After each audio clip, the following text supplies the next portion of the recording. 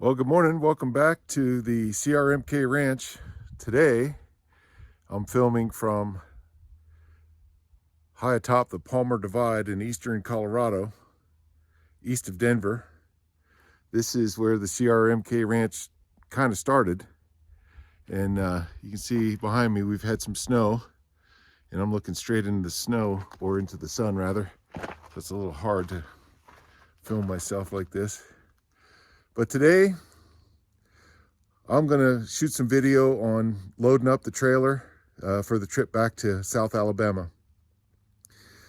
You know, I started collecting equipment from different auctions, you know, Big Iron and Auction Time and you know, Facebook Marketplace and Craigslist. I've been finding equipment where I could, and you know, when it was, you know, within my price range, I was buying stuff up, you know, knowing that eventually we would get some property that we could actually farm. So today you're going to see me loading some of that stuff that I bought at auctions over the last 2 years onto the trailer. And it's going to be interesting because a lot of it's heavy and bulky and odd shaped, and I only have a little tractor.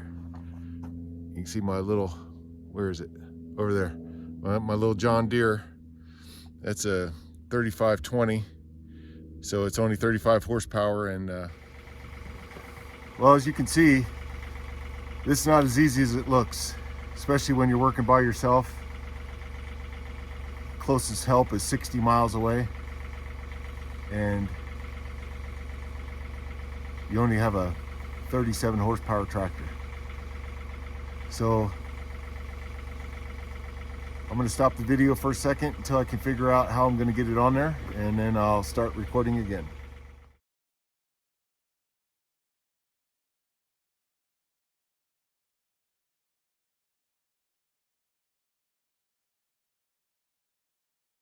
All right, I got it on. It's not as heavy as you look. It's just an Oliver grain wagon without any running gear. I have running gear down in the back. It needs a lot of rework. Subject of a future video, I'm sure. But right now, I got to take all the heavy stuff off of this John Deere 14T small square baler. That thing actually works pretty good. I rebuilt the knotters on it and sharpened the knives, and it's been flawless. Unfortunately, here in Colorado, the growing season is short, and we didn't get any rain the last 2 years, so you know, nothing grew here, and the other farms that I was cutting hay on just didn't produce. So that's partially the reason why we're going to be leaving Colorado behind us and moving on to greener pastures, so to speak. So I'm going to rather, and it's very heavy, and that little tractor won't lift it up, so I'm going to take the big flywheel off of it. I think that thing weighs at least 200 or 300 pounds, and then I'm probably going to take some wheels off of it. There's really not much I can disassemble on it because it's so well made that you know, it's hard to take it apart, if you can believe that. I don't know when that thing was built, probably in the early 60s, I would imagine, probably older than me. So I'll be taking that apart and seeing if I can pick it up, and hopefully I can pick it up and put that on the trailer next. Well, when all else fails, go to plan B. What I'm doing is using the tractor and the chain. Put the tow bar back on. I'm going to lift it up sideways on the trailer.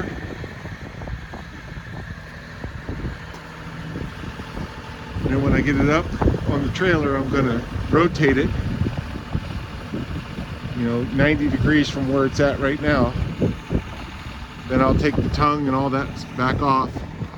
And the plan is to lift this end once it's 90 degrees on the trailer, pivot it, lift this end up, because this side's going to stick out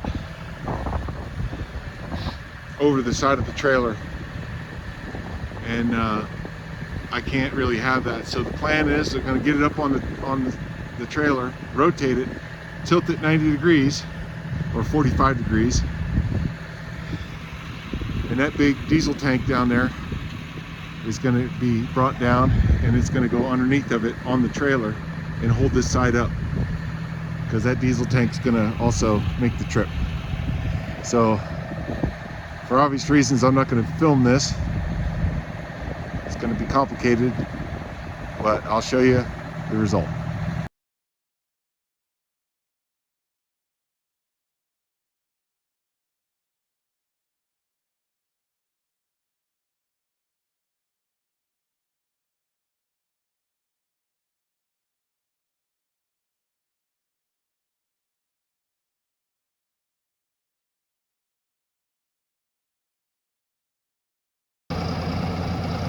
All right, so part of this process is getting the baler off the trailer. When the baler is too wide for the trailer, we've made a bridge with a pallet and a 2x12. The plan is we're gonna put the tow bar back on the front of it and twist it so that this end comes over this edge, and then we'll put the ramps on the side here and just roll it down the same way I put it on. That's the plan anyway. See if it works. Okay, we've got it rigged up. We got a chain holding it to the Mahindra, and that stump's gonna come out of there. And we've got the wheels lined up with each of the two ramps, and if all goes good and the supervisor here approves, we'll just roll it, control it with the tractor and just roll it right down here, and it'll be just like butter.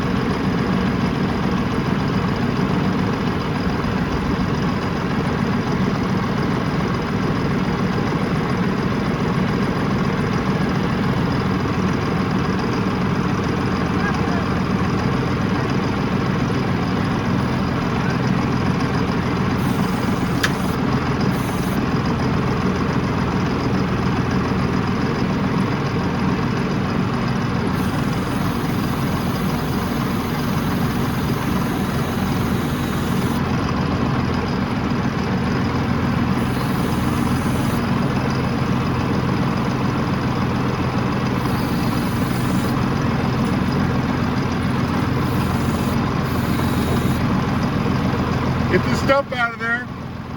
Take the stump out.